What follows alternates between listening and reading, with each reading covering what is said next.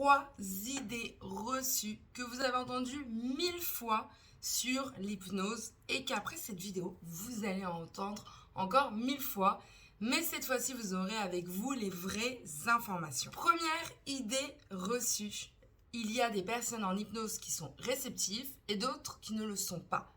Cette idée est totalement fausse. Si vous réussissez à regarder un film, si vous réussissez à regarder la route quand vous êtes dans un train ou lorsque vous êtes dans votre lit, vous pensez à votre journée de demain, vous êtes totalement réceptif à l'hypnose.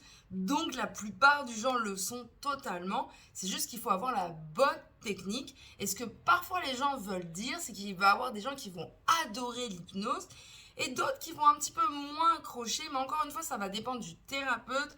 Il y a plusieurs techniques d'hypnose et c'est au thérapeute de s'adapter à vous. Deuxième idée reçue, confondre l'hypnose médicale avec l'hypnose de spectacle. Vous avez déjà vu, je suis sûre, de l'hypnose de spectacle et ça a l'air d'être incroyable. L'hypnotiseur a l'air de vraiment manipuler de A à Z le cobaye et ça a l'air, beaucoup de gens quand ils vont en cabinet, faire une thérapie, ils ont l'impression qu'ils vont vivre la même chose alors que ça n'a rien à voir. Dans l'hypnose de spectacle, c'est beaucoup de manipulation, beaucoup de show, beaucoup un peu aussi le concept autour où la personne est entourée de beaucoup de personnes et elle ne veut pas gâcher le spectacle. Dans l'hypnose médicale, on est là pour donner du résultat à ce pourquoi la personne elle vient.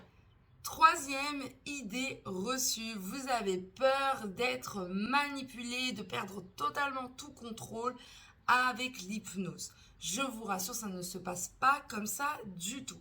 Lorsque vous allez voir un thérapeute, ce n'est pas vous vous asseyez la première séance et il vous hypnotise.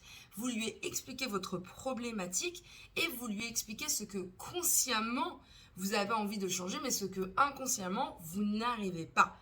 Et donc le thérapeute avec vous, c'est vraiment un travail d'équipe, va vous aider à modifier des processus, des automatismes au niveau de votre inconscient. C'est ensemble que vous le faites.